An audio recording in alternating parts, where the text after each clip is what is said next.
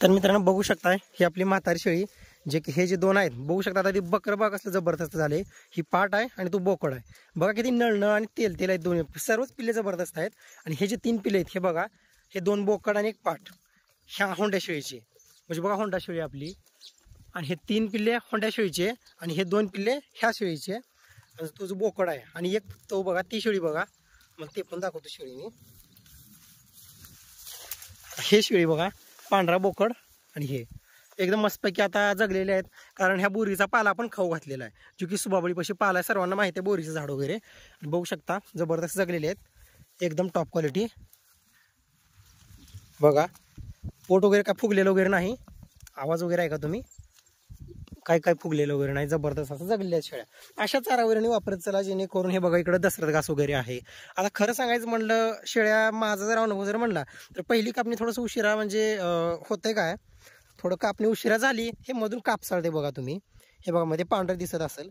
हे जर कापसाळलं मग याला शेळ्या व्यवस्थित म्हणजे खातच नाहीत. म्हणजे होते का फक्त पालापाला खात नाही, पूर्ण वाटोळ होऊन जाते. मग असं तेवढ्या आवडीनं खात असतील, पण मला काय माझ्या मनाप्रमाणे का तितका काही रिझल्ट भेटलेला नाही. आणि दुसरी गोष्ट म्हणजे मेथी घास जो आहे त्याचा रिझल्ट मी स्वतः घेतलेला आहे. उन्हाळ्यामध्ये कमीत कमी बघा सप्टेंबरमध्ये लागवड केल्याच्या नंतर स्वतः 10 ते 12 कापण्या मी घेतलेल्या होत्या. फक्त उन्हाळ्यामध्ये पाणी नसल्यामुळे तो काढून टाकावा लागला मेथी घास आपल्याला. आणि मेथी घास एवढा आनंदाने खातात, जसा आता शेळ्या बोरीचा पाला खात आहेत, जसं सुबाबूळ खातात, तसंच आपलं तुती आणि मेथी घास खातात. त्याच्यामुळं सांगायचा उद्देश असा आहे की जो चारा शेळ्या आवडीने खातात त्याच्यामधले 1 2 3 चारे तर तुम्ही लावाच, हे पण लक्षात असू द्या. आणि दुसरी गोष्ट म्हणजे उन्हाळ्यामध्ये शेळ्या 4G बुलेट म्हणजे जसं ह्याच्यामध्ये आता बोरीचा जो पाला खातात ना, ह्या स्पीडमध्ये एवढ्याच आनंदानं 4G बुलेट नेपीर उन्हाळ्यामध्ये खात असतात शेळ्या. कारण वातावरण तसं झालेलं असतंय. बघा आता ही आपली होंडा शेळी. फक्त आता गाभण म्हणजे गाभा जाणार आपल्या शेळ्या. बघू शकता बोकड वगैरे पिल्लं वगैरे. आणि तुम्हाला आता सुबाबूळ पण आता उद्या दाखवतो. आणि दुसरी गोष्ट म्हणजे हे जे बोरीचं झाड आहे, हे पूर्ण बोरीचं झाड आता कापून टाकायचे आपल्याला, म्हणजे काढून आपल्या शेळ्यांना खाऊ घालायचे. कारण सध्याला आपल्याकडे काय चारा वगैरे नाही. बघू शकता टाकळण वगैरे, हे टाकळण आहे. हे असे जर आपण चारा वगैरे जर वापरल्या, बघू शकता आपली होंडी, आपली म्हातारी शेळी म्हणतो आम्ही याला. कारण आता माझी इच्छा अशी आहे, जबरदस्त खाणीची शेळी आहे. अगदी म्हणजे इतकं दूध आहे या शेळीला, भरपूर दूध आहे. बघू शकता पिल्लं वगैरे, हिचे पिल्ले पाजून खोंडीचं 1 पिल्लू सांभाळते ती शेळी. म्हणून माझा उद्देश असा आहे की 2-4 वेळेस जर वेली तर तिच्या 4-5 जरी पाठी जरी मला भेटल्या तरी बस झालं. बघू शकता टाकळण वगैरे एकदम जबरदस्त आलेली आहे. हे आपले टाकळीचं झाड बघा मोठे वगैरे. बघू शकता इकडं पाला वगैरे खालेला. आणि दुसरी गोष्ट म्हणजे हे बघा दसरथ घास. 1 वेळेस कापणी केली, नंतरच्या कापण्या खूप फास्ट येत असतात. हा आहे दसरथ घास, बघू शकता तुम्ही.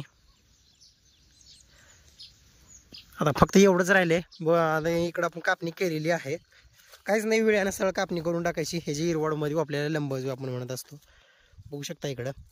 आणि हे जे तूर जे आहे ह्याच्यानंतर मस्तपैकी ते स्टोअर करून ठेवायचं आपण, तुरीचं वडे गोरी. आणि इकडं आपल्या शेळ्या बघू शकता कापणी वगैरे झाली आहे बघा इथे दसरथ घासाची. आणि बघू शकता हे बघा खात बघा, हे बघा लेंड्या वगैरे, हे बघा लेंड्या खातावर. माझं म्हणजे प्लस पॉईंटच रेबल स्टार फार्मचा असा आहे की खातावर खूप प्रॉपरली लक्ष देत असतो मी. चारा वैरणी कमीत कमी चारा वैरणीमध्ये जास्तीत जास्त उत्पन्न त्या चाऱ्याचं घेणं, किंवा जास्तीत जास्त उत्पन्न शेळीपालनामध्ये काढणं, किंवा शेळीपालनातील अडचणी कमी करणं, म्हणजे चारा चांगल्या पद्धतीचा न्यूट्रिशनयुक्त चारा आपल्या फार्ममध्ये तयार करणं. ह्या गोष्टी लक्षात असणं गरजेचं आहे मित्रांनो. फक्त व्हिडिओ बनवा वाटला मला, कारण बऱ्याच जणांचा विषय असतो कारण की आमच्या खराब वगैरे होतात. काहीच नाही, विषय म्हणजे चारा आहे भाऊ. चारा ओके सगळंच. आता पांढरा बोकड जबरदस्त आहे. आणि अजून एक बोकड दाखवा. हा जो बोकड आहे, हा जो चारा खातोय तुमच्या पुढं, हा बोकड म्हणजे याला 24-25 इंजेक्शन दिले मी. तयार झालं, ते रिकव्हरी झालेली होती त्याची. जबरदस्त चारा वगैरे खाते.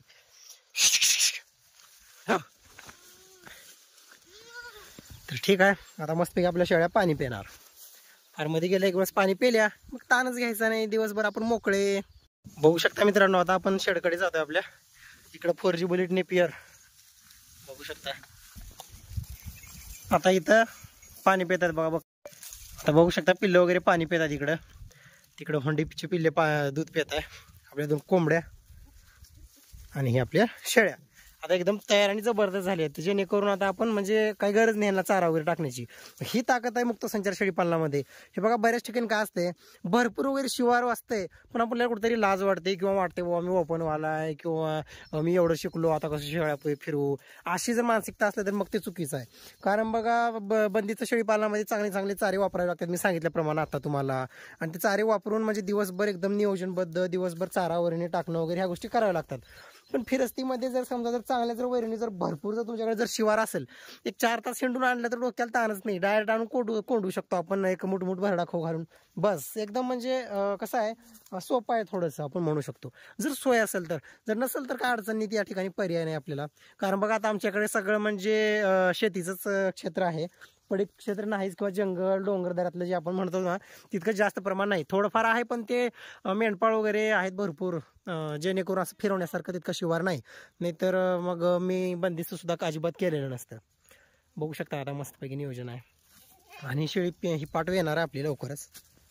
बघा कास वगैरे जबरदस्त केलेला आहे, पहिला पाट आहे बरं का. कास बघा कालला एकदम लालसर जबरदस्त कास झालेला आहे. आणि उद्या वेल, उद्या किंवा परवाच्या दिवशी वेल्यानंतर तुम्हाला मी व्हिडिओ नक्की शेपटली शूट करणार आहे, जेणेकरून तुम्हाला लाईव्ह व्हिडिओ मग बघण्यात येईल. तर ठीक आहे. आणि इथं 4G bullet Napier, smart Napier.